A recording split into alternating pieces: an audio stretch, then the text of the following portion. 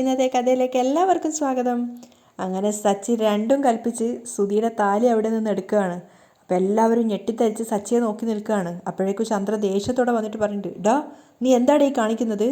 ഓ ഒന്ന് പോയേ. എന്നിട്ട് സുധിയോട് വീണ്ടും പറയാണ്, ഞാൻ ഈ താലി എടുത്താ നിന്റെ കല്യാണം നടക്കുമോ?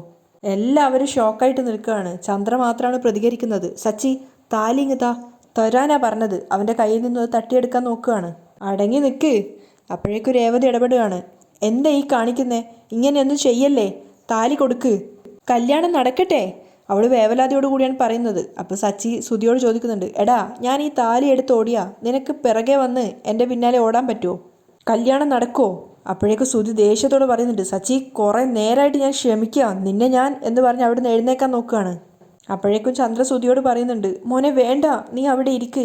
അതുപോലെ തന്നെ ശ്രുതിയും സുധിയെ പിടിച്ചു വെക്കുകയാണ്. സച്ചി പരിഹാസത്തോടെ ചിരിക്കുകയാണ്. അപ്പോൾ ചന്ദ്ര പറയുന്നുണ്ട്, സ്വന്തം ഏട്ടൻ്റെ കല്യാണാ നീ തടസ്സപ്പെടുത്തുന്നേ, നിനക്കൊന്നും മനസാക്ഷി ഇല്ലേടാ. അപ്പോൾ സച്ചിയും വിട്ടുകൊടുക്കുന്നില്ല.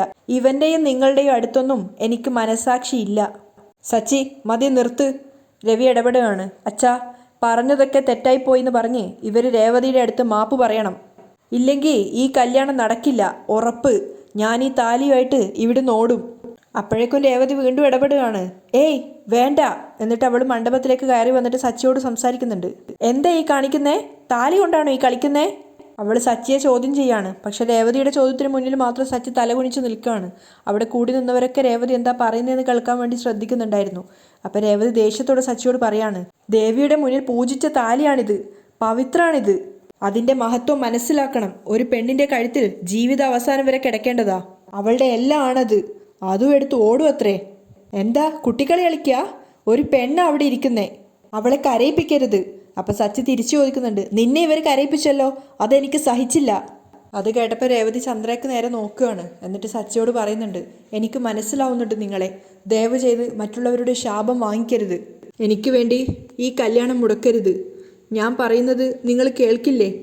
അവളങ്ങനെ യാചനയോടെ പറഞ്ഞ സമയത്ത് എല്ലാവരെയും നോക്കിക്കൊണ്ട് സച്ചി ആ താലി വീണ്ടും അവിടെ തന്നെ തിരിച്ചു വെക്കുകയാണ്. അത് കണ്ട സമയത്ത് രേവതിക്ക് മനസ്സ് നിറഞ്ഞ സന്തോഷം ഉണ്ടാവുന്നുണ്ട്. അവൾ പുഞ്ചിരിച്ചുകൊണ്ട് അമ്മയെയും അതുപോലെ സച്ചിയെ നോക്കുകയാണ്. അപ്പോൾ രവി ചന്ദ്രയോട് ചോദിക്കുന്നുണ്ട്, രേവതി കല്യാണം മുടക്കാൻ നോക്കുന്നു എന്നല്ല നീ പറഞ്ഞത്? ഇവളിപ്പോൾ സച്ചിയോട് പറഞ്ഞത് കേട്ടില്ലേ? അപ്പോൾ ചന്ദ്ര അപ്പോഴും വലിയ കുലുക്കമൊന്നും ഇല്ലാത്ത രീതിയിലാണ് നിൽക്കുന്നത്. അപ്പോൾ രവി പറയുന്നുണ്ട്, രേവതിയെ നീ വേദനിപ്പിച്ചു, അവളോട് പറയാൻ പാടില്ലാത്തതൊക്കെ നീ പറഞ്ഞു. എന്നിട്ടും രേവതി ഇവിടെ ഭംഗിയായി എല്ലാം നടക്കണമെന്ന് മാത്രമേ ആഗ്രഹിച്ചിട്ടുള്ളൂ. അതാ ആ കുട്ടിയുടെ ഗുണം, നന്മ. രേവതി അത് കേട്ട സമയത്ത് സന്തോഷത്തോടെ അമ്മയെ നോക്കുന്ന സമയത്ത് ചന്ദ്ര മുഖം വീർപ്പിച്ച് നിൽക്കുകയാണ്. അപ്പം അച്ചമ്മ പറയുന്നുണ്ട്, അതാണ് നിനക്ക് മനസ്സിലാവാത്തതും. പ്രായം ഇത്രയായില്ലേ ചന്ദ്രേ, എന്നിട്ടും ഒരു മാറ്റവും ഇല്ല, കഷ്ടം. അപ്പോഴേക്കും ബാമ ഇടപെടുന്നുണ്ട്, സമയം പോകുന്നു, മുഹൂർത്തം തെറ്റിക്കരുത്, താലികെട്ട് നടക്കട്ടെ. അപ്പം സച്ചി അച്ഛനെ നോക്കുകയാണ്. അപ്പം രവിയും പറയുന്നുണ്ട്, സച്ചി നീ അത് വിട്, നമുക്ക് ആ കാര്യങ്ങളെല്ലാം പിന്നീട് സംസാരിക്കാം.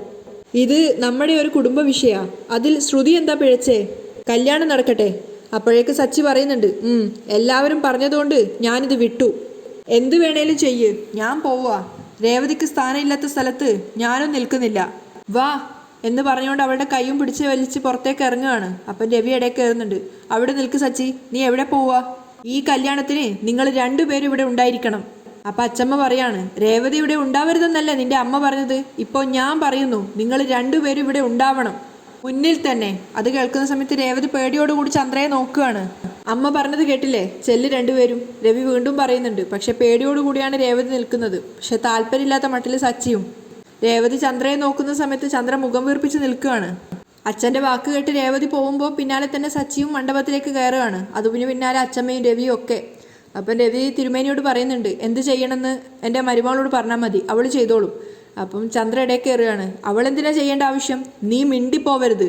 ചന്ദ്രയുടെ വായ അടപ്പിക്കുകയാണ് രവി. അപ്പം അച്ഛമ്മ പുഞ്ചിരിച്ചുകൊണ്ട് രേവതിയോട് പറയുന്നുണ്ട്, മോളെ രേവതി, നീ അടുത്തേക്ക് ചെല്ല്, എല്ലാം നീ തന്നെ വേണം മുന്നിൽ നിന്ന് നടത്താൻ. എന്നിട്ടും രേവതിക്ക് പേടിയുണ്ടായിരുന്നു. അവൾ സച്ചിയെ നോക്കുന്ന സമയത്ത് സച്ചി പറയുന്നുണ്ട്, എന്തിനാ എന്നെ നോക്കുന്നത്? അച്ഛമ്മ പറഞ്ഞത് കേട്ടില്ലേ, പറഞ്ഞതുപോലെ പോയി ചെയ്യ്. അപ്പം പൂജാരിയും പറയുന്നുണ്ട്, രേവതി, ഈ ക്ഷേത്രത്തിൽ നടക്കുന്ന എല്ലാ കല്യാണത്തിനും നീയാണ് മാല നൽകാറ്, നീ തന്നെ മാല നൽകണമെന്ന് എല്ലാവരും വാശി പിടിക്കാറുമുണ്ട്. നല്ല രാശിയുള്ളവളാണ് നീ. അത് കേട്ട സമയത്ത് രേവതി കണ്ണുകൊണ്ട് ചെറുതായിട്ട് അമ്മയെ ഒന്ന് നോക്കുകയാണ്. അപ്പം ചന്ദ്ര ഇങ്ങനെ മുഖം വീർപ്പിച്ച് നിൽക്കുന്നുണ്ട്. പിന്നെ നല്ല മനസ്സുള്ള നീ മുന്നിൽ നിന്ന് നടത്തിയ വധൂവരന്മാരുടെ ജീവിതത്തിൽ നല്ലതേ വരുള്ളൂ. പൂജാരി അങ്ങനെ പറയുന്ന സമയത്ത് രേവതി പുഞ്ചിരിക്കുകയാണ്. ഇവിടുത്തെ ദേവിയുടെ മകളല്ലേ നീ? ശ്രുതി അടക്കം എല്ലാവർക്കും അത് കേട്ടപ്പം പുഞ്ചിരിയാണ് വരുന്നത്. ശ്രുതിക്കും അവൻ്റെ അമ്മയ്ക്കും മാത്രമാണ് താല്പര്യമില്ലാത്തത്.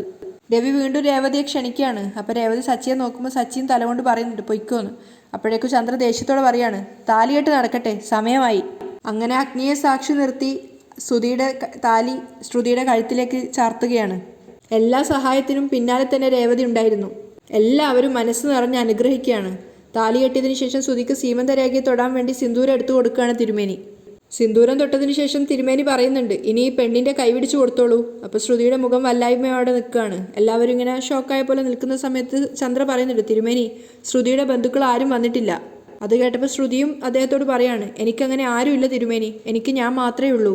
അത് മനസ്സിലാക്കിയെന്നോണം തിരുമേനി സമ്മതിക്കുകയാണ്. അങ്ങനെ ശ്രുതി തന്നെ ശ്രുതിയുടെ കൈ പിടിച്ച് തിരുമേനി പറഞ്ഞത് പ്രകാരം അവിടെ 3 വട്ടം വലം വെക്കുകയാണ്. രണ്ടുപേരും 3 വട്ടം വലം വെച്ചതിന് ശേഷം തിരുമേനി പറയുന്നുണ്ട്, മുതിർന്നവരുടെ കാലിൽ തൊട്ട് അനുഗ്രഹം വാങ്ങിക്കാൻ. രവിയുടെ കാലിലും ചന്ദ്രയുടെ കാലിലും അതിനുശേഷം അച്ചമ്മയുടെ ഒക്കെ കാലിൽ തൊട്ട് അനുഗ്രഹം വാങ്ങിക്കുകയാണ്. എല്ലാവരും അവരെ അനുഗ്രഹിക്കുന്നുണ്ടായിരുന്നു. അതിനുശേഷം രേവതി അവർക്ക് രണ്ടുപേർക്കും ആശംസകൾ പറയാണ്. അപ്പം അത് കണ്ടിട്ട് രവി സച്ചിയോടും പറയുന്നുണ്ട്, സച്ചി നീ ഒന്ന് കൈ കൊടുത്ത് ആശംസകൾ പറയും. അപ്പോൾ സച്ചി തിരിച്ചു ചോദിക്കുകയാണ്, ഞാൻ ആശംസകൾ പറഞ്ഞാൽ അവൻ നന്നാവോ? അവൻ്റെ ജീവിതത്തിൽ നല്ലത് നടക്കുമോ?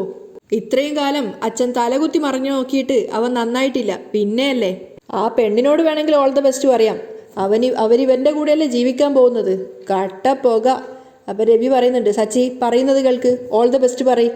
ഓ, അച്ഛൻ പറയുന്ന അനുസരിച്ചിട്ട് ശ്രുതിക്ക് വന്ന് കൈ കൊടുക്കുകയാണ് ഓൾ ദ ബെസ്റ്റ് പറയാൻ വേണ്ടിയിട്ട്. പക്ഷേ ശ്രുതി വലിയ താല്പര്യമില്ലാത്ത മട്ടിലാണ് കൈ കൊടുക്കുന്നത്. പക്ഷേ ശ്രുതിയുടെ കൈ കിട്ടിയതും സച്ചി ഒന്ന് പിടിച്ച് തിരിക്കുന്നുണ്ടായിരുന്നു, ശ്രുതിക്ക് മാത്രം മനസ്സിലാവുന്ന രീതിയിൽ. ശ്രുതി ഇങ്ങനെ ശ്രുതിയെ നോക്കി നിൽക്കുകയാണ്. അപ്പം സച്ചി പറയുന്നുണ്ട്, ജീവിതം സന്തോഷം നിറഞ്ഞതാകട്ടെ, ആശംസകൾ. ഇനിയെങ്കിലും നന്നാവടാ, സച്ചി പറയാണ്. അതിനുശേഷം ശ്രുതിയോട് പറയുന്നുണ്ട്, ഓൾ ദ ബെസ്റ്റ് സഹോദരി. അപ്പോഴേക്കും അച്ചമ്മ പറയാണ്, ശ്രുതി ക്ഷേത്രത്തിനെ വലം വെച്ച് തൊഴുത് പ്രാർത്ഥിക്ക്. രേവതി ഇവരെ കൂട്ടിയിട്ട് മോളെ. ആ ശരി അച്ചമ്മേ എന്ന് പറഞ്ഞുകൊണ്ട് രേവതി വേഗം തന്നെ ശ്രുതിയെ കൂട്ടിയിട്ട് അങ്ങോട്ടേക്ക് പോവുകയാണ്. പിന്നാലെ തന്നെ എല്ലാവരും. ഇതൊക്കെ ശ്രീ ഫോട്ടോസ് എടുക്കുന്നുണ്ടായിരുന്നു. അങ്ങനെ പുറത്ത് എത്തിയ സമയത്ത് അച്ചമ്മ ചോദിക്കുന്നുണ്ട്, രവി ഭക്ഷണമൊക്കെ വിളമ്പാൻ തുടങ്ങിയായിരിക്കുമല്ലോ അല്ലേ? ഓ അതൊക്കെ തുടങ്ങിയമ്മേ. അപ്പോൾ ശ്രുതി പറയുന്നുണ്ട്, എനിക്ക് വിശക്കുന്നുണ്ട് അച്ചമ്മേ.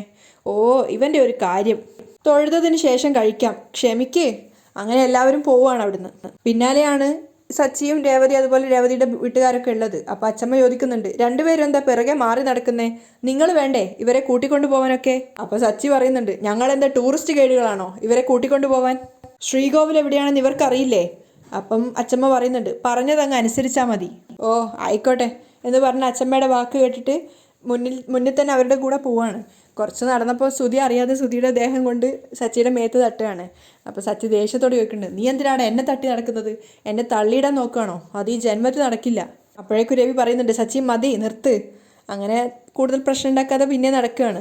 രേവതിയുടെ ഒപ്പം തന്നെയാണ് ശ്രുതി നടക്കുന്നത്. ശ്രുതി പേടിയോടുകൂടി പിന്നെയും പിന്നോട്ടേക്ക് നോക്കുന്നുണ്ട്. അപ്പം രേവതി ചോദിക്കുന്നുണ്ട്, എന്താ നോക്കുന്നേ? എന്തെങ്കിലും വേണോ? ഏയ് ഒന്നുമില്ല, ശ്രുതി പറയാണ്. അങ്ങനെ എല്ലാവരും നടന്ന് മുന്നോട്ടെത്തിയ സമയത്ത് ചന്ദ്ര ഭാമയോടായിട്ട് പറയാണ്, നോക്ക് രേവതിയെ ശ്രുതിയുടെ കൂടെ തന്നെ നടത്തുക അമ്മ. ശ്രുതിയുടെ സ്റ്റാറ്റസിന് ചേർന്ന പെണ്ണാണോ രേവതി? രേവതിയെ തലയിൽ വെച്ച് ആട്ടുകയാണ് അമ്മ. രവിയേട്ടനാണെങ്കിൽ അതിന് കൂട്ടും. അപ്പോൾ ഭാമ പറയുന്നുണ്ട്, മെല്ലെ പറ, എല്ലാവരും ചേർന്ന് ഇപ്പോൾ തന്നത് പോരെ നിനക്ക്? അപ്പോൾ ഭാമ പറഞ്ഞു കൊടുക്കുന്നുണ്ട്, 2 മരുമക്കളെ 2 കണ്ണുകൊണ്ട് കണ്ടാ ഇങ്ങനെയാ, ഇത് ഇവിടം കൊണ്ടും തീരില്ല. ഒരു മരുമകൾ കൂടി വരാനുണ്ടെന്ന കാര്യം നീ മറക്കരുത്. അപ്പം ചന്ദ്ര പറയുന്നുണ്ട്, ഇവരെയൊക്കെ എങ്ങനെ മുന്നോട്ട് കൊണ്ടുപോകണമെന്ന് എനിക്ക് നന്നായിട്ട് അറിയാം. പിന്നെ ഇനി വരാൻ പോകുന്ന മരുമകൾ ശ്രുതിയെപ്പോലെ വലിയ വീട്ടിലെ കുട്ടിയായിരിക്കും, പണക്കാരിയായിരിക്കും. അത് കേട്ടപ്പോൾ ഭാമയും പുഞ്ചിരിക്കുന്നുണ്ട്. അപ്പോഴേക്കും മണിയടിക്കുന്ന ശബ്ദം കേട്ടപ്പോൾ ചന്ദ്ര പറയുന്നുണ്ട്, മണി ശബ്ദം കേട്ടില്ലേ? പറഞ്ഞതുപോലെ സംഭവിക്കും. ഒരു ഗതിയും ഇല്ലാത്തവള് രേവതി മാത്ര, ദാരിദ്ര്യം പിടിച്ചവള്. അവൾ എത്ര കാലം എൻ്റെ വീട്ടിലുണ്ടാവുമെന്ന് നോക്കാം. അങ്ങനെ എല്ലാവരും അമ്പലത്തിന് മുന്നിലെത്തിയപ്പോൾ രവി പറയുന്നുണ്ട്, നന്നായിട്ട് തൊഴുതു പ്രാർത്ഥിക്കാൻ. എല്ലാവരും കണ്ണടച്ച് നന്നായിട്ട് പ്രാർത്ഥിക്കുകയാണ്. അപ്പോഴേക്കും പൂജാരി നിവേദ്യം കൊണ്ട് വരുന്നുണ്ട്. അപ്പം ചന്ദ്ര രവിയോട് പറയുന്നുണ്ട്, രവിയേട്ടാ ശ്രുതിക്ക് ഒരു 500 രൂപ എടുത്ത് കൊടുക്ക്. അപ്പം രവി ആ കാശ് എടുത്ത് കൊടുക്കുകയാണ്. ശ്രുതി അത് പൂജാരിക്കും. ദക്ഷിണ വാങ്ങിച്ച ശേഷം താലത്തിലിരുന്ന ബാക്കിയുണ്ടായിരുന്ന ഒരു നിവേദ്യം കൂടി രേവതിക്ക് നീട്ടുകയാണ് പൂജാരി. രേവതി. അപ്പോൾ അവൾ 2 കൈയും നീട്ടി അത് വാങ്ങിക്കുകയാണ്. അത് കണ്ടത് ചന്ദ്രക്ക് ദേഷ്യം വരികയാണ്. എന്തിനാ തിരുമേനി രേവതിക്ക് പ്രസാദം നൽകിയത്? ഇവരുടെ കല്യാണം നടന്നത്. അപ്പോൾ രേവതിയെ നോക്കി പുഞ്ചിരിച്ചുകൊണ്ട് അദ്ദേഹം പറയാണ്, രേവതി ഈ ക്ഷേത്രത്തിലെ കുട്ടിയല്ലേ, ഇവൾക്ക് ഇവിടെ പ്രത്യേക പരിഗണനയുണ്ട്. രേവതി ഇവിടുന്ന് വെറും കൈയോടെ പറഞ്ഞു വിട്ടാ ഇവിടുത്തെ ദേവി കോപിക്കും. അപ്പോൾ രേവതി പുഞ്ചിരിക്കുകയാണ്. പിന്നാലെ നിന്ന ബാക്കിയുള്ളവരും. അപ്പം പൂജാരി പറയാണ്, പ്രസാദം മാത്രമല്ല, നെയ്യപ്പവും ഉണ്ണിയപ്പവും പാൽപ്പായസവും എല്ലാം എടുത്തു വെച്ചിട്ടുണ്ട് രേവതിക്ക് തരാൻ വേണ്ടി. അപ്പം എല്ലാവരും പുഞ്ചിരിക്കുകയാണ്, ശ്രുതിയും ശ്രുതിയും അതുപോലെ ചന്ദ്രയും ഒഴികെ. അപ്പം പൂജാരി എല്ലാവരോടായിട്ട് പറയുന്നുണ്ട്, ഇവളുടെ അമ്മ ലക്ഷ്മി ഇവിടെ പൂക്കട തുടങ്ങുമ്പോൾ രേവതിക്ക് വയസ്സ് 5 അന്ന് മുതൽ രേവതി ഈ ക്ഷേത്രത്തിലുണ്ട്. വളർന്നപ്പോൾ ഇവിടുത്തെ എല്ലാ കാര്യങ്ങളും ഓടി നടന്ന് ചെയ്യുന്നത് രേവതിയാ. അപ്പം സച്ചി പുഞ്ചിരിച്ചുകൊണ്ട് പറയാണ്, അറിയാൻ തിരുമേനി, ഇവിടുത്തെ കല്യാണത്തിന് രേവതി കെട്ടുന്ന മാല തന്നെ എല്ലാവർക്കും വേണമല്ലേ? അപ്പം അദ്ദേഹം പറയുന്നുണ്ട്, പാവങ്ങളുടെ കല്യാണമാണെങ്കിൽ മാലയുടെ കാശ് രേവതി വാങ്ങാറേ ഇല്ല. അത് കേട്ടപ്പോൾ രവിയും പറയുന്നുണ്ട്, നല്ല മനസ്സാ രേവതിയുടെ. ഈ ഗുണങ്ങളൊക്കെ അറിയാവുന്നത് കൊണ്ടാണല്ലോ തിരുമേനി ഞാൻ രേവതി എൻ്റെ വീട്ടിലെ മരുമകളാക്കിയത്. അപ്പം അച്ഛമ്മയും പറയുന്നുണ്ട്, എൻ്റെ രേവതി മഹാലക്ഷ്മിയാ. അവൾ വന്നപ്പോഴാ എൻ്റെ വീട്ടിൽ നല്ല കാര്യങ്ങളൊക്കെ നടന്നേ. രേവതി എല്ലാവരും ഇങ്ങനെ പുകഴ്ത്തുന്നത് കേട്ടപ്പോൾ ശ്രുതിക്കും ചന്ദ്രക്കൊക്കെ ദേഷ്യം വരുന്നുണ്ടായിരുന്നു. അപ്പം തിരുമേനി എല്ലാവരോടായിട്ട് പറയാണ്, ചിലർ വിചാരിക്കുന്നത് എല്ലാറ്റിനും മീതെ പണമാണെന്നാണ്. എന്നാൽ അങ്ങനെയല്ല. രേവതിയെ പോലൊരു പെൺകുട്ടി കൂടെ ഉണ്ടെങ്കിൽ പിന്നെ എന്തിനാ പണം? അത് കേട്ട് പുഞ്ചിരിച്ചുകൊണ്ട് സച്ചി പറയുന്നുണ്ട്, സച്ചി നീ ഭാഗ്യവാനാണ് മോനെ. അപ്പം രവി കളിയാക്കിക്കൊണ്ട് പറയാണ്, സച്ചി മാത്രമല്ല, അവളെ മരുമകളായി കിട്ടിയ ഞങ്ങളും ഭാഗ്യവാന്മാരാ. ഓ. അപ്പം തിരുമേനി പറയുന്നുണ്ട്, വിവാഹം ഭംഗിയായി നടന്നു. ക്ഷേത്രത്തിലുള്ളവരെല്ലാം കൂടെ നിന്ന് വിവാഹം ഭംഗിയായി നടത്താൻ സഹായിച്ചു. എന്താ കാരണം? നിങ്ങൾ രേവതിയുടെ കുടുംബക്കാരായതുകൊണ്ടുള്ള സ്നേഹവും മര്യാദയും ബഹുമാനവും കാണിച്ചതാ എല്ലാവരും. അത് കേട്ടപ്പോൾ രവി പുഞ്ചിരിക്കുകയാണ്. അപ്പോൾ സച്ചി എല്ലാവരും കേൾക്കാൻ വേണ്ടി പറയുന്നുണ്ട്, കേട്ടില്ലേ അച്ഛാ, രേവതിയോടുള്ള ബഹുമാനവും സ്നേഹവും ഒക്കെയാണ് നമുക്ക് എല്ലാവർക്കും കിട്ടിയത്. എവിടെ പോയാലും രേവതിയെക്കുറിച്ച് നല്ലത് പറയുന്നത് മാത്രം കേൾക്കാം. അച്ഛൻ കണ്ടെത്തിയ മരുമകളല്ലേ, അങ്ങനെ അല്ലാതിരിക്കുമോ?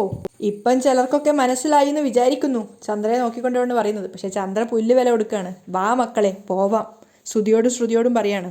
അപ്പം രവി ചോദിക്കുന്നുണ്ട്, എന്താ ചന്ദ്ര ഇത്ര ധൃതി? താങ്ങാനാവുന്നില്ല അച്ഛാ. സച്ചി കളിയാക്കുകയാണ്. അപ്പം രവി കളിയാക്കുന്നുണ്ട്, അത് നീ ഒരുപാട് നേരം നിന്നാൽ നിന്റെ കാല് വേദനിക്കുമല്ലോ, അതാണ് സച്ചി ഉദ്ദേശിച്ചത് അല്ലേ സച്ചി?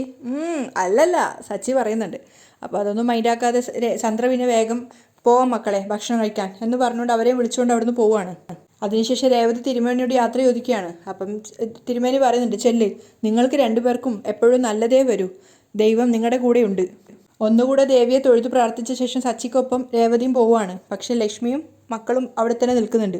അവർ മനസ്സറിഞ്ഞ് ദേവിയോട് പ്രാർത്ഥിക്കുകയാണ്. അതേസമയം നവീൻ്റെ തലയിൽ മുഴുവൻ ഡാമേജ് ആയിട്ടാണുള്ളത്. അപ്പം നവീന് ICUലാണുള്ളത്. അപ്പം പോലീസുകാരൊക്കെ ഇൻക്വസ്റ്റിന് വന്നിട്ടുണ്ടായിരുന്നു. അപ്പം അവർ ചോദിക്കുകയാണ്, പേഷ്യൻറ്റിൻ്റെ ഇപ്പോഴത്തെ സ്ഥിതി എന്താണ്?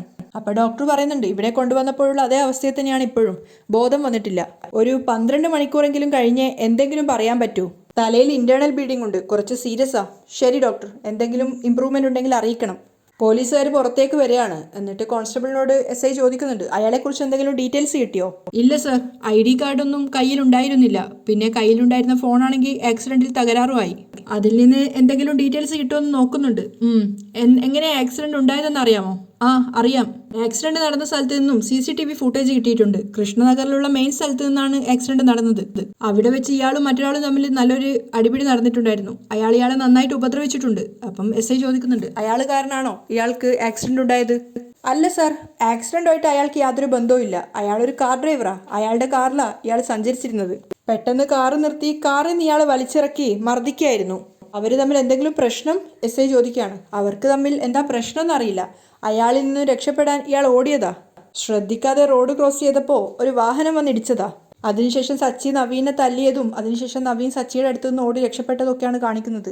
സച്ചിയുടെ അടുത്ത് നിന്ന് ഓടി രക്ഷപ്പെട്ട നവീനെ റോഡ് ക്രോസ് ചെയ്ത് പോകുമ്പോഴാണ് ഒരു കാറ് വന്ന് ഇടിക്കുന്നത്. പക്ഷെ നേരെ പോയിട്ടൊരു പോസ്റ്റിന് അയാളുടെ തലയിടിക്കുകയാണ്. അപ്പോൾ SI ചോദിക്കുന്നുണ്ട്, അയാളെ ഉപദ്രവിച്ച ആ കാർ ഡ്രൈവർ ആരാണെന്നറിയോ?